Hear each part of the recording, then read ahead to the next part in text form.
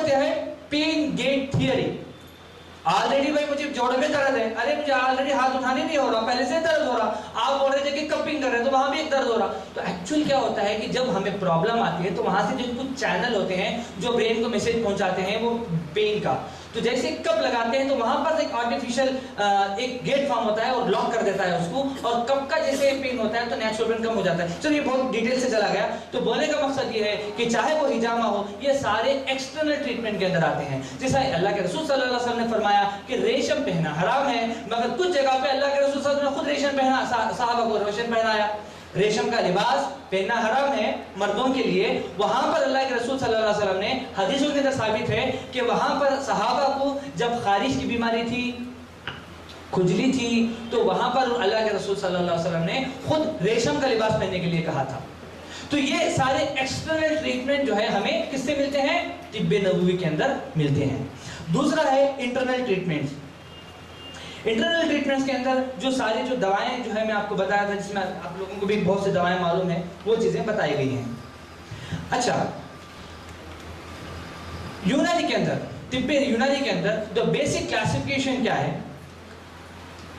एक होता है दिल के अमराज। किसके अमराज? दिल के अमराज। एक होता है जिस्म के अमराज। अच्छा, ये दिल के अमराज का तो हार्ट कार्डियक नहीं, मतलब दिल के अंदर पैदा होने वाले वसवसे जो होते हैं ना, दिल बल्कि मेरा दिल तोड़ दिया, मतलब थोड़ा फट कर पड़ गया, नहीं। दिल के अमराज एक अलग चीजें होती हैं और एक जिस्म के अमराज होते हैं। तो अल्लाह सुब्हानहू व तआला ने कुरान के अंदर दिल के अमराज के बारे में कुरान की आयतें बताई गई हैं। दिल के अमराज दो किस्म के होते हैं। पहला अमराज मैं आपको जो है रेफरेंस के साथ बोलूंगा तो थोड़ा आपको भी यकीन आएगा कि वाकई में जो जा रहा हूँ सही जा रहा हूँ। अल्लाह फरमाता है कुरान के अंदर, फी कुलूबिहिम मरदुन फज़ादहुमुल्लाहु मरज़ा। अल्लाह फरमाता है बकरा आयत नंबर 10 के अंदर कि उनके दिलों में शक की बीमारी है। इसकी बीमारी शक करते हैं, भाव के ऊपर शक कर रहे हैं, उनके ऊपर शक कर रहे हैं, इनके ऊपर शक कर रहे हैं, क्या भी नहीं हो रहा, उन्होंने कहीं इधर से आया, उन्हें किसके पास बात कर रहा फोन में, क्या क्या क्या, ये शक है। ये अल्लाह फरमाता है कि उनके दिलों में शक की बीमारी है, जिसे अल्लाह ताला ने खतरनाक हद तक बढ़ा दिया है। ये कुरान की ज़मन है किसकी? जो अल्लाह की और अल्लाह के रसूल पे शक करते हैं। तो शक करना खुद एक अल्लाह सुब्हानहू व तआला ने बीमारी कहा। क्या कहा? बीमारी कहा। और अल्लाह सुब्हानहू व तआला ने दूसरी जगह फरमाया, जिनके दिलों में शक की बीमारी है और वो जो कि खुदा की मुनकिर है, इनकार करने वाले हैं, वो बोल उठे कि खुदा ने किसी को नहीं भेजा, किसी की मिसाल है, किसी इरादा नहीं किया। तो ये जो है अल्लाह सुब्हानहू व तआला ने यहाँ पर जो शक और शुबह को दिल की बीमारी कहा, नंबर 1। नंबर 2 अल्लाह फरमाया दूसरी जगह पे शहवत और गुमराही। शहवत होना ये खुद एक डिसीज है। आज आपको मालूम है सबसे ज्यादा, चलो अमेरिका के अंदर रेप होता है, एक अलग चीज है, वहां पर एक कॉमन, मगर हिंदुस्तान जो सेफ साइड था, मगर सबसे ज्यादा आज हिंदुस्तान के अंदर जो है रेप होना शुरू हो गया। 2-3 साल की बच्ची, 8 साल की बच्ची, रोज जो है रेप की रिपोर्ट्स आना शुरू हुए। अब ये चीज साबित हो गई कि जो रेप करने वाले हैं वो लोग इस बीमारी में मुब्तला हो चुके हैं। ये एक बीमारी है, ये एक डिसीज है जिसके अंदर वो मुब्तला हो चुके हैं। आप कुछ भी करो, बीमारी का जब तक इलाज नहीं करेंगे वो ठीक नहीं होंगे, तो बीमारी है। तो अल्लाह वहीं पर फरमाया, अल्लाह ने फरमाया कुरान के अंदर, और जब अल्लाह उसके रसूल की तरफ बुलाया जाता है, चलो जैसे अंधे, ठीक है माफ करना, अच्छा अल्लाह के रसूल एक कुरान की आयत है, ऐ पैगंबर सल्लल्लाहु अलैहि वसल्लम की बीवियों, तुम दुनिया की दूसरी औरतों की तरह नहीं हो। अगर तुम पार रसाई बरतो तो फिर तुम्हारी गुफ्तगू में भी लचक ना होनी चाहिए कि इस लचक से दिल में खोट रखने वालों में से कोई तौखीर रखे कि भाई नौज़बिल्लाह अल्लाह के रसूल सल्लल्लाहु अलैहि वसल्लम के भाई अपनी तरफ अट्रैक्शन हो रहे हैं। तो अल्लाह सुब्हानहू व तआला ने खासकर अल्लाह के रसूल सल्लल्लाहु अलैहि वसल्लम की बीवियों को कहा कि आप बात भी करेंगे, कैसा करेंगे? एकदम स्ट्रॉन्ग तरीके से, कि सामने वाले के दिल के अंदर भी जो है क्या ना वो खलिश पैदा नहीं होना। तो अल्लाह सुब्हानहू व तआला ने शहवत और गुमराह हो गए, वो भी बीमारी अल्लाह सुब्हानहू ने फरमाया। ये कुरान के अंदर आता है।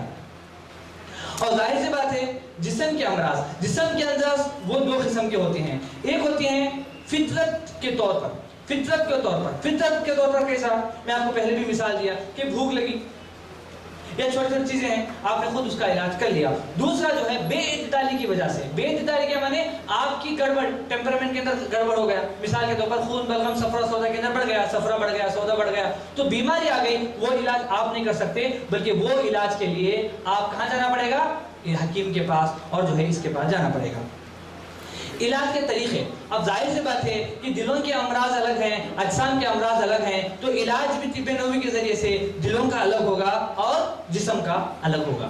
تو اللہ سبحانہ و تعالیٰ جو ہے اور قرآن کی جو آیاتیں ہیں اس سے، جیسے جادو ہے، بد نظری ہے، یہ آپ کوئی بھی دوا کھانے سے چلی جائے گی، یہ بھی ایک بیماری ہے جو روح تک اثر کرتی ہے، یہ بیماری ہے جو روح تک اثر کرتی ہے، اور اس روح کا علاج قرآن کی آیتوں سے ہی ہوگا۔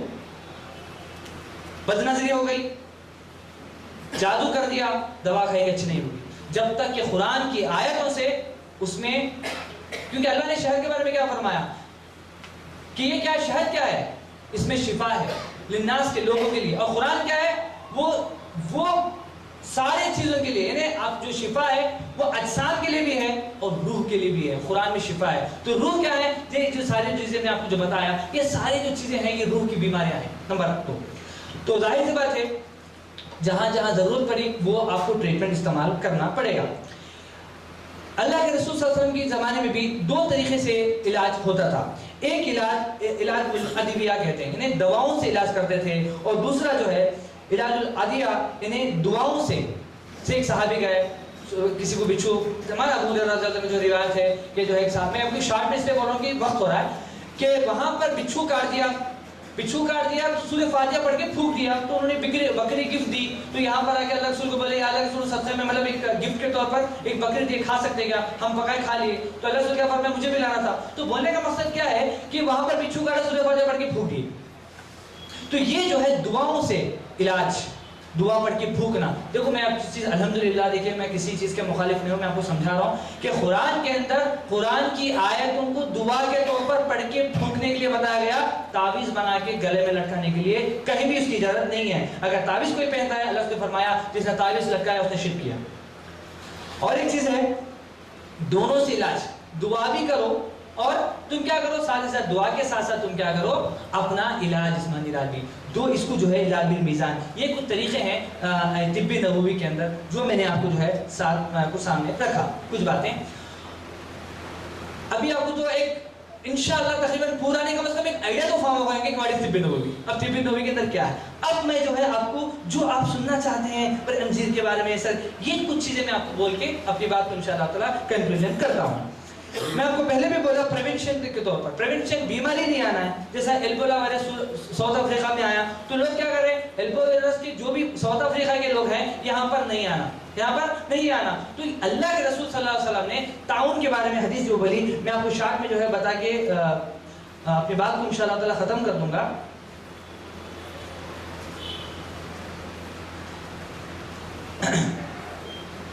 اچھا دیکھیے، اللہ کے رسول صلی اللہ علیہ وسلم نے فرمایا کہ طاعون ایک بڑا عذاب ہے جو بنی اسرائیل کے ایک گروہ پر بھیجا گیا تھا، اسی طرح ان لوگوں پر یہ عذاب مسلط ہوا جب تم سے پہلے گزر چکے ہیں، جب تم کو اس کی بیماری کا پتہ چلے فلاں مقام پر ہے تو اس بیماری کے ہوتی ہے وہاں پر نہ جاؤ۔ کتنی بڑی بات ہے جو آج سائنس بولتی ہے۔ اور اگر ایسی جگہ میں پہلے طاعون پھیل چکا ہے، پلیگ کی بیماری جس میں کئی لاکھوں لوگ یہاں پر مرے، طاعون ہندوستان کے اندر بھی، اگر وہاں نہ جاؤ، اگر کہیں اس جگہ میں جہاں پر تم ہو آلریڈی، تو وہاں سے پھر واپس بھاگ کے کہیں مت جاؤ۔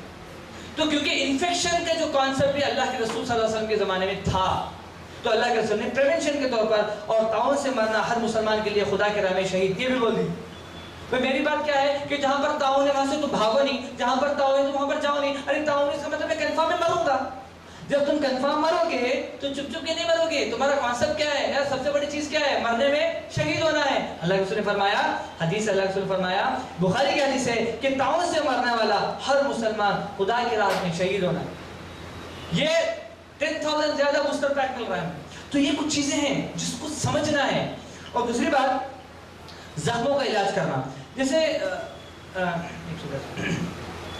مثال کے طور پر اگر آپ دیکھیں گے کہ علاج جیسا احد کی جنگ میں رسول صلی اللہ علیہ وسلم کے زخموں کا علاج کیسے کیا گیا، تو آپ صلی اللہ علیہ وسلم نے فرمایا کہ آپ کے چہروں مجروح ہو گیا، مجروح کے معنی زخمی ہو گیا، کہ آپ کا چہرہ مجروح ہو گیا، آپ کے اگلے دانت سام کی جو ہے دانت ٹوٹ گئے اور خود پر چور مطلب بہت جو ہے ان پہ کیا ہو گیا مطلب مار پڑی. تو حضرت فاطمہ رضی اللہ تعالیٰ آپ کے ساتھ ہی خون دھوتی تھی اور حضرت علی ابن طالب ان پر زخموں پر پانی ڈال سے بہاتے تھے. جب حضرت فاطمہ نے دیکھا کہ خون بند نہ ہوا, بند ہونے کے بجائے بڑھ گیا, تو انہوں نے چٹائی جلائی اور لگائی. دیکھو شام میں آپ کو میں بولتے چلے جاتا ہوں کیونکہ اگر پڑھوں تو زیادہ جائے گا.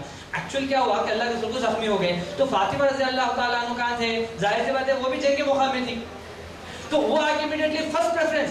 تو اس سے کیا ثابت ہوا کہ ایک مسلمان عورت وہ منیمم اتنا نالج تو ہونا چاہیے کہ گھر میں کوئی پرابلم ہو گیا تو ایمرجنسی ٹریٹمنٹ دے, جس کو فرسٹ ایڈ ٹریٹمنٹ بولتے ہیں. تو فاطمہ رضی اللہ عنہ علی سے کیا سمجھ میں نہیں آیا علی کو, علی رضی اللہ عنہ نے کیا کیا, اٹھا کے پانی ڈال کے واش کرنا شروع کر دیا. تو خون کیا ہوا, بہنا شروع ہوا.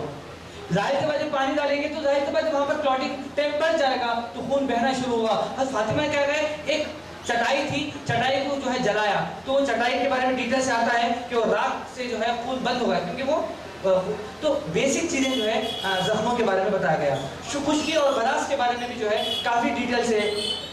سر کے درد کے بارے میں اللہ کے نے فرمایا کہ جو ہے مہندی لگانے سے سر کا درد کم ہوتا ہے. اسی طرح جو ہے دل کے امراض کے بارے میں دل کو تقویت اور جو ہے شک و شبہ کے جیسے مثال کے طور پر بہت سی بیماریاں جو دل کے اندر ہوتی ہیں وہ بیماری شک اور شبہ اور کاؤنسلنگ سے, جس کو آج ہم سائیکو تھراپی کہتے ہیں, اس کے اندر کیا کرتے ہیں لوگوں کو کاؤنسلنگ کرتے ہیں. تو یہ بھی ایک تھراپی ہے جو طب نبوی کے اندر دیا گیا ہے. اسی طرح زہر کا علاج, جیسے میں نے بولا کہ ایک عورت تھی, یہودی عورت تھی, اللہ کے رسول صلی اللہ علیہ وسلم کو اور صحابہ کو دعوت دی اور اس کے اندر ایک بکری جو ہے پیش کی تحفے میں, تو اللہ کے رسول نے کھائے اور کھاتے اللہ اس نے منع کر دیا کھانے کے لیے سارے لوگوں کو. اور اس عورت سے پوچھا کیا اس کے اندر زہر ہے, تو اس عورت نے بولا کہ آپ کو کیسے معلوم, تو اس نے بولا کہ یہ ہندی نے مجھے بولا.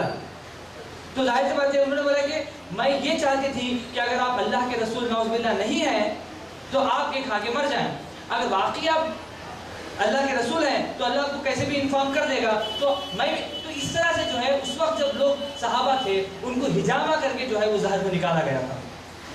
اسی طرح زہر کا اور جو ہے جادو کا اثر, میرے بہت سی چیزیں ہیں, انشاءاللہ وقت کی کمی کی وجہ سے میں دو چار چیزیں بولتے ہوئے جاؤں گا. کہ انجیر کے بارے میں اللہ کے رسول نے فرمایا کہ یہ جنت کوئی پھل ہے تو جو جنت سے آیا ہے تو وہ انجیر ہے. تو کیونکہ یہ اس کو کھاؤ کیونکہ یہ بواسیر کے معنی پیس, اس کو ختم کر دیتی ہے, گھٹیا جوڑوں کی درد میں مفید ہے. اور یہ کیا کرتی ہے, یہ ایک اس کا ہے مطلب وہ جنت کا میوہ ہے.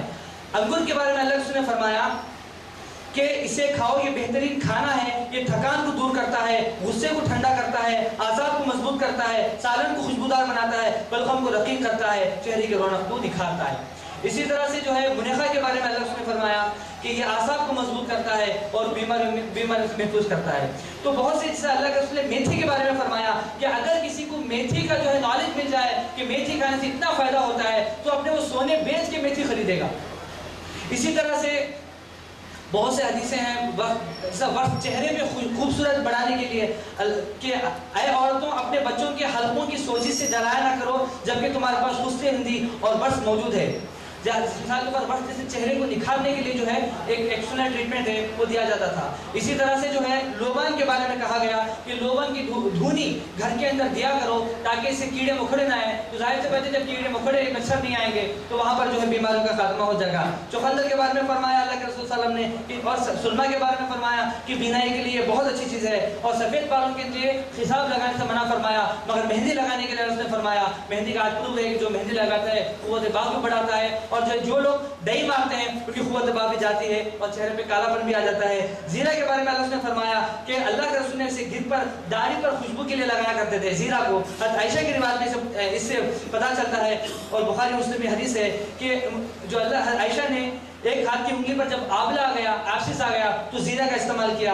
اسی طرح مہندی سر درد کے لیے جو ہے استعمال کرتے تھے. تو یہ ساری چیزیں طب نبوی کے اندر کاسنی کے بارے میں حدیثیں ہیں, کلونجی کے بارے میں حدیثیں ہیں, شہد کے بارے میں حدیثیں ہیں, سارے پورا طب نبوی ایک گھنٹے کے اندر نہیں بول سکتے. اس لیے یہ میں نے آپ کو صرف کلو دیا ہے کہ واٹ از طب نبوی, how can you read this one. تو آپ کا کام یہ ہے کہ سب سے پہلے جا کے طب نبوی ابن القیم جوزی رحمۃ اللہ علیہ کی یہ کتاب آپ لیجئے, آپ اس کو پڑھیے, طب نبوی کو سمجھیے.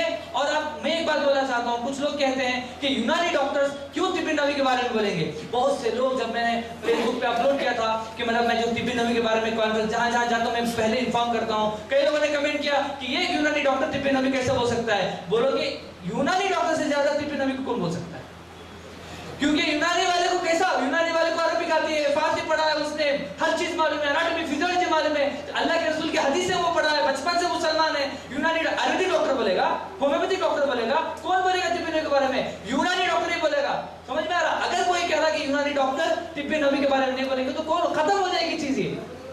تو یہ کچھ چیزیں ہیں جو ہمیں سمجھنا ہے. اور جو ہے مثال کے اوپر میں آپ کو بتانا چاہ رہا ہوں کہ کوئی بھی چیز کے اندر غلو مت ہو جائیے, کوئی بھی چیز کے اوپر زیادتی مت کریے, ہر چیز کو سمجھنے کی کوشش کریے. اور انشاءاللہ تعالیٰ بہت سے لوگ ہیں جو طب نبوی کو ختم کرنا چاہتے ہیں, اس میں خود کئی مسلمان ہیں اور کچھ لوگ جو ہیں جو غیر مسلمان ہیں. میں آپ لوگوں سے گزارش کروں گا کہ یہ طب کو اپنے بچوں کو پڑھائیے, سمجھائیے. روز جب آپ انگور دیں گے, جب آپ اس کو شہد دیں گے تو آپ ایک حدیث بول کے دیجئے تو یاد ہو جائے گا, کیونکہ ہمارے والدین نے ہم کو ٹرانسفر کیا, ہم اپنے بچوں کو ٹرانسفر کریں گے. یہ کچھ چیزوں کی طور پر میں اپنی بات کو ختم کرتا ہوں. اور اگر اس میں کوئی غلطی ہو گئی تو میں اللہ سے معافی چاہتا ہوں, اور یہ اگر کوئی غلطی ہوئی ہے تو یہ میری وجہ سے اور شیطان کی وجہ سے ہے, مگر ورنہ بات اللہ کے رسول صلی اللہ علیہ وسلم کے حق کی ہے. وآخر دعوانا الحمدللہ رب العالمین.